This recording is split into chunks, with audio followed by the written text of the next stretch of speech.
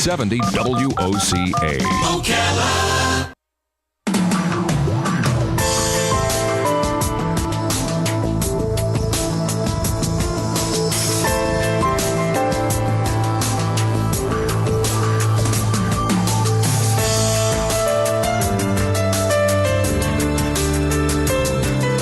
All right, 25 minutes before 10 o'clock. Thank you for tuning in. The last half hour you heard the show called Veterans News, which airs here every Thursday here on WOC. It's such an honor to be able to have the vets in our studios every week.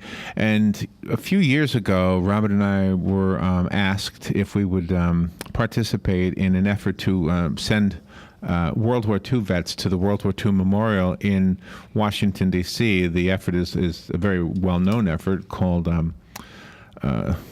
Honor Flight. Honor Flight, thank you. And our involvement was so very small, really, compared to what everybody else has done. And it was simply to write a song for them, which we did. It was for our local efforts. And we did such a great job here in Marion County sending World War II vets on those flights. And it was such a well-organized effort. And the kudos go to numerous people. So to begin to name them wouldn't be fair. Out of all the cities in the United States that had honor flights, Chicago was number 1 and Ocala is number 2. Yeah, and consider that when you think Ocala's really a small town, and yet we had the second largest number of vets going to World War II vets going to on the honor flights. But anyway, what I wanted to mention about this is this: that it was the eye-opening part of that was, from the time they had all of the people signed up per flight until the time that the flight actually took off, which was only a few months, the number changed because there were vets who either died in that interim or became ill to the point where they couldn't go. Mm-hmm. And as it's no secret, and it's understandable, that World War II vets who survived the war and lived till now, or lived to close to now, we're losing them. They're dying off, and their story is hugely important. I mean, just look at any uprising, whether it's in North Korea, whether it's in the ISIS guys or anything. I mean, just remember what happened in World War II, and you'll see the reason why we need to remember that very well and accurately. Our next guest is one person who will help us remember that accurately, and in fact, he's going to tell us something I never even heard about before. His name is Robert Lundgren. He was a captain in the Merchant Marines. He's a history scholar. He's in the process of his research and writing. He had to learn how to read kanji. I never even heard of kanji. I guess that's the language. He'll explain that. I guess close to Chinese, Japanese, or something. He works at the National Institute of Health. He's written a book called The World Wondered: What Really Happened Off Samar. Now, I had never heard of Samar. And when I looked it up, I looked on... Wikipedia. So I'm just take that with whatever you're supposed to do with that. You know, they always say don't trust Wikipedia, but anyway, it said nothing about World War II on Samar, so maybe it's a different one. It's an island in the Philippines, the one I found. The 71st anniversary of D-Day is 2 days from today. So with that said, let's say good morning and thank you to Robert Lundgren. Good morning, Robert. How are you? Oh, I'm fantastic. Thank you so much for having me. What a wonderful opportunity for us to learn something here, and thank you for your service. Oh, no problem. So tell me about, I guess, where do we start here? Tell me about Samar. What is Samar? Samar is an island in the central Philippines. It's just north of the island of Leyte. And this is where General MacArthur landed the troops to retake the Philippines. So this occurred MacArthur landed the troops on October 20th. And this is a naval battle that occurred October 25th off the island of Samar. So the naval battle is called the naval battle off Samar, and when the ground troops took the island of Samar, that is the Battle of Samar. Right. Do you know, we had in the studio a lady who was World War II generation. She was a Philippine woman, and she came in on the show I was just referring to that just not the show that just aired just now, but I mean years ago on that same show. She came in to thank them. She came in to thank the American vets for what was done during World War II. So it must have, been hugely a drastic change in their lifestyle after it was taken over.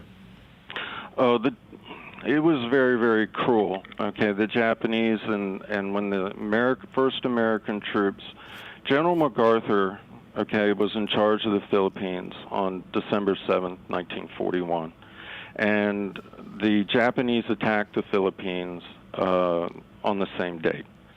And later, he was evacuated because President Roosevelt wanted to make sure that he lived.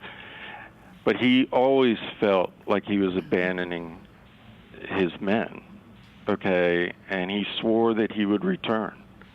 And this is his return.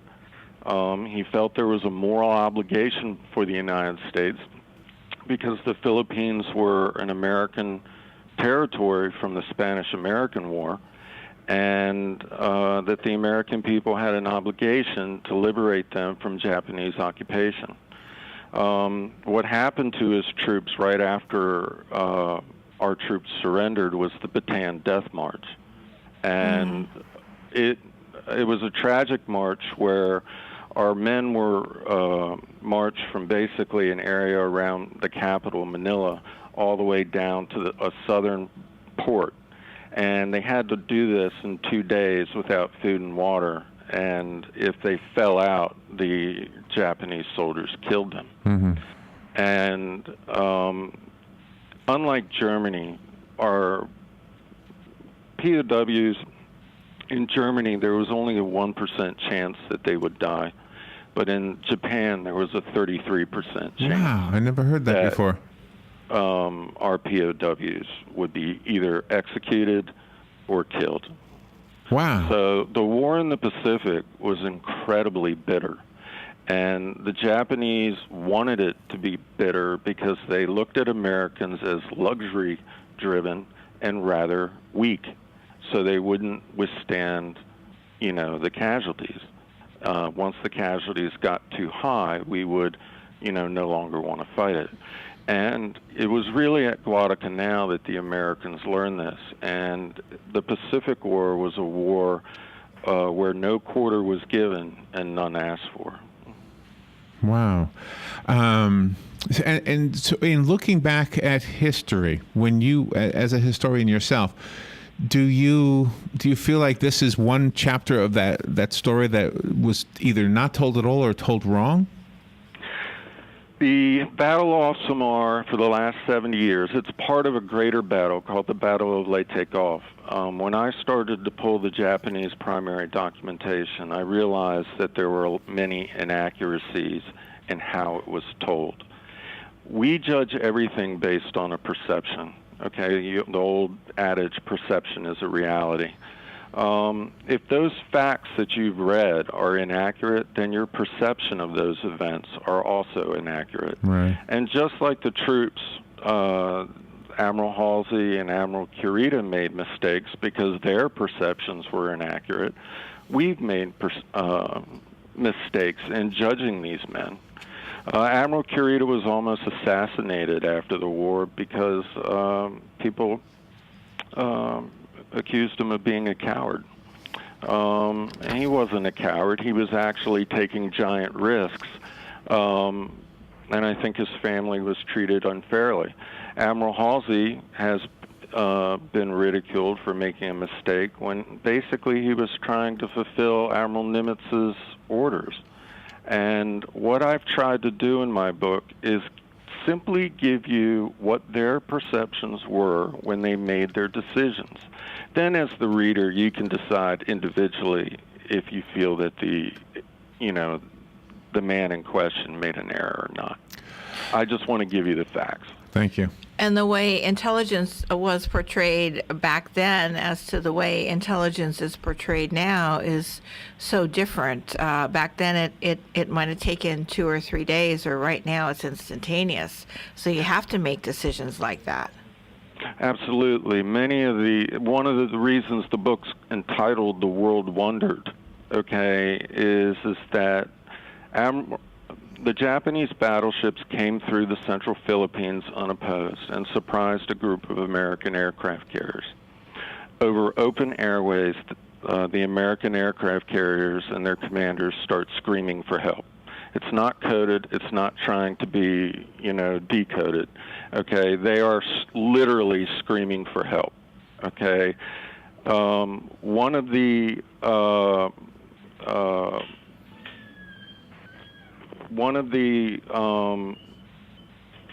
sorry, someone just came in the room. Yeah, I could hear the door. Okay. I could hear the squeaky door, yeah. Okay. It was like a dramatic moment there, Yeah, it was. We're hoping everything was Admiral okay. Nimitz heard these screams for help at Pearl Harbor. Where are the American battleships, okay, to try to protect the American aircraft carriers? And he sent a message, and it read, Turkey trots to water. Where is Task Force 34, the world wonders? And the first part of that, Turkey trots to water, and the world wonders, the other half, were simply added to confuse the Japanese from decoding it. They were supposed to be removed. And what happened was the staff on the battleship New Jersey, which was Admiral Halsey's flagship, ripped off the turkey trots, but kept the world wonders. And what happened is that Admiral Halsey interpreted that as Admiral Nimitz mocking him in front of his entire command. Oh. And so wow. he became incredibly angry, and he destroyed Admiral Nimitz's plan, okay, so that the American battleships did not get involved at all. And Admiral Kurita thought he was surrounded. And from the intelligence that he had, he thought the American fleet was in 3 groups. He had found 2 to the south, and they had run away. And he believed that the ships that ran away were faster than him, so he wouldn't be able to catch them. But he heard the reports screaming for help, and they were specific to Admiral Lee, who was in command of the Japanese battleships. Admiral Halsey was in command of the overall Third Fleet, but Admiral Lee was specifically in command of the U.S. battleships. And so that force would accept battle. And he says, they are maneuvering to my north, and they were to his north, okay, to surround me. And so he turned north to look for them, but he only thought they were 2 hours away, and they were 13 hours away. Wow. Oh, my goodness. And so after searching for 6 hours, he ran out of fuel, and he had to head home. But he was criticized for this for the past 70 years. But when you really understand it, I understand what he was thinking. Yes, it was a mistake because he didn't have all the information, but I understand his thinking, okay? And so I can look at him and maybe judge him a little less harshly.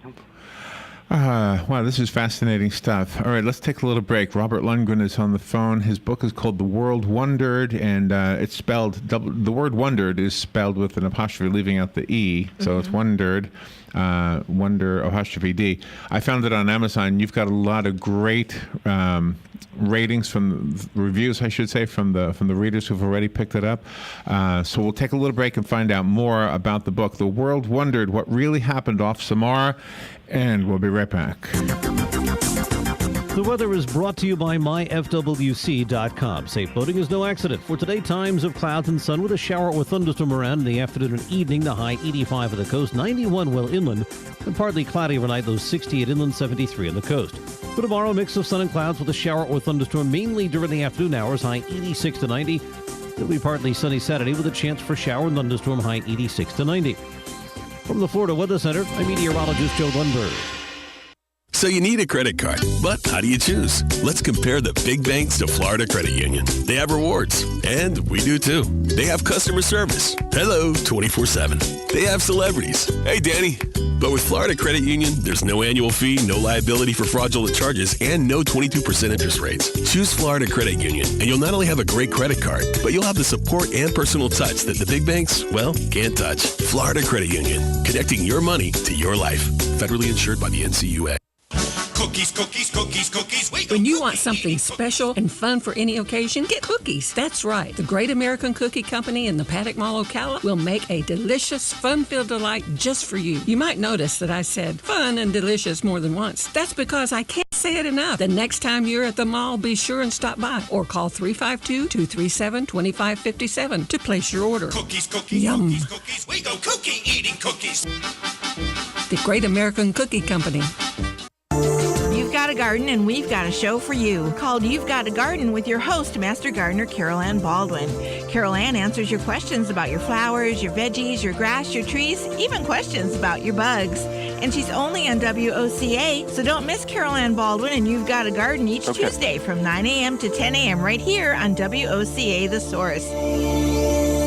You know, what I love about our guest, Robin, is the fact that not only is he teaching us something, but he's also expressing in the break. This really happened, so I'm going to have him try to repeat what he just said during the break.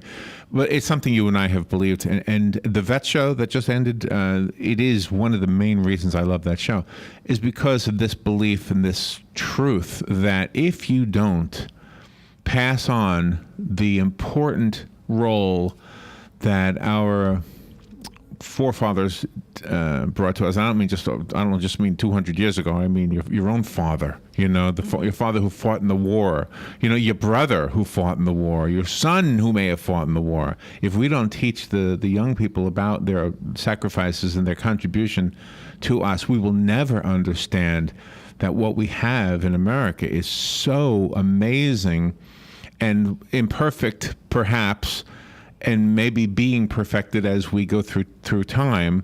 But nevertheless, it is something that needs to be protected. And you always, right in the news today, you have people who just want to take it away from you. Not only foreign, but domestic as well, which is important. He wanted to also mention the importance of the Gettysburg Address regarding all of this. The very first words of the Gettysburg Address talk about the beginnings, talk about the 7 years ago at that point. Robert Lundgren is our guest. Once again, let's go back to Robert. His book that we're focusing on, although this conversation has gone in many different ways, just a great conversation. The world wondered what really happened off Samara. Thank you, Robert, for being on the air with us today. Really inspiring stuff. I really do appreciate you giving me the time. So tell me, if you could, let me kind of crank you up again with what you were saying during the break. You brought up the importance of the Gettysburg Address and the importance of teaching the young people about what led to today and the sacrifices that led to today, especially from our military. Yes, it wasn't before the American Civil War. The common American soldier was not placed in as high an honor in our society. Abraham Lincoln is what brought the soldier. He changed American society with the Gettysburg Address. Okay, obviously at Gettysburg, they were simply creating one of the very first national cemeteries. And he said, "We have come to dedicate a portion of that field as the final resting place for those who here gave their lives that nation might live. And it is altogether fitting that we should do this." And this is like the World War II memorial. Okay, we raise memorials, we erect statues to honor these people. Okay, and that is all fitting, okay, but it's not the most important part, because this is the most important part. In a larger sense, we cannot dedicate, we cannot consecrate, we cannot hallow this ground. The brave men, living and dead, who struggled here have consecrated it far above our poor power to add or detract. Okay, it is rather for us to be here dedicated to the great task remaining before us, that these honored dead we take increased devotion to that cause for which they gave the last full measure of devotion. that we here highly resolve that these dead shall not have died in vain. This means that the living have a moral responsibility not only to recognize the sacrifices of these men and women, okay, but we have to take ownership of our own republic. By reading your national heritage, it changes your perspective on politics, because all of a sudden you realize, and war is politics through force. So you're going to pay more attention to the political leaders that you vote for, that they uphold the Constitution and that they uphold the values that have been established and what these men died for. Gosh, I hope they're listening. I hope they're listening to you. I mean, you say it wonderfully. Do you know? Can I tell you something? When I first started doing radio, this goes back into the mid '80s. So I was old enough to know better. When I say what I'm going to say, you'll understand what I mean by that. So, what was I? Maybe 30. 30. 30. Okay. So I was old enough to know better, but I'm going to tell you a mistake I made. It was on June 6th.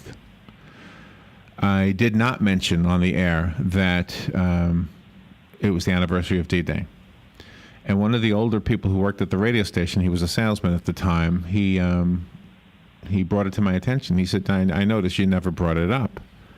And I said, no, I did. I mentioned it in the very beginning, and I did. I basically said this is D-Day. We used to have this list, so I'll just be honest with you. There was a cheat sheet that we got from the Associated Press, and I just read what this day in history. That's all I did. But I didn't really give it any attention. And he brought it to my attention, and I thought, gosh, you're really right, and I apologize. And so from that point on, I was always sure to do this on D-Day. So just, and I guess in that way, this man I'm telling you about did exactly what you're saying we all should be doing. Well, let me tell you how the mind works. Okay, almost every single decision you make will be based on emotions. It's what feels right to you. Your rational centers only deal with simple decisions, which the definition is they only have one correct answer. So a mathematical equation like 2 + 2 = 4 is an example of a simple decision. The problem is in the way history is taught, okay, is that you have to have an emotional attachment. Okay, the emotional centers work at warp speed. They can go through your entire memory of your entire life, and they're searching for something that is significant to whatever you're thinking about at that moment. Okay, but if it doesn't have an experience, it flies right by it. And you didn't experience June 6th. Right. So it's not as emotionally relevant to you. Okay? By reading national heritage and finding out what those men did, by just simply reading, it forms an emotional attachment because you hear the stories of heroism. You hear these tragic stories that break your heart. All of a sudden, you have an emotional attachment to the date. Then you never forget the date. Okay? It's not about, okay, June 6th, we invaded France to free Europe from Nazi occupation. All right? And that doesn't mean anything. Right, but when you hear about, my Uncle Jack was in the 29th Infantry Division. He went in on the 6th Wave. Okay? And his best friend was right in front of him. Okay? And that door opened and they hit that beach and his best friend had his head blown off. And he fell back into his arms, okay, and he was in a state of shock because his training was, I got to throw him on the ground and keep running. I can't stop. Right. Wow. Okay. And a year after he came home, he walked all the way to Berlin. He lived. And he came home and he told my Aunt Marge everything, and then he said, I don't ever want to talk about it again. And we honored that. All right. But my Aunt Marge said that she had to change the sheets, okay, because he would break out into cold sweats for over a year. Wow. And one of the things that we have to do as a nation is understand that when we send our children off to war, they are going to come home with not only physical issues, but also mental. Right. Robert, you are great. Thank you so much. The book is on Amazon. The website, give us a website. We got like 18 seconds. Okay, Amazon.com and Easy. Barnes & Noble. You Okay. can look it up and order it through them. All right. We'll make sure we post it on Facebook as well. Robert, you've given us a great interview and a great reminder. Thank you so much for doing that and for your service again. And you're definitely welcome back anytime. Thank you so much. You're welcome. This is WOCA Ocala. Fox News Radio. I'm Lillian Wu. We're getting more details on an alleged Boston terror plot which ended with the suspect dead. Osama Rahim didn't just want to hurt law enforcement. Several reports say his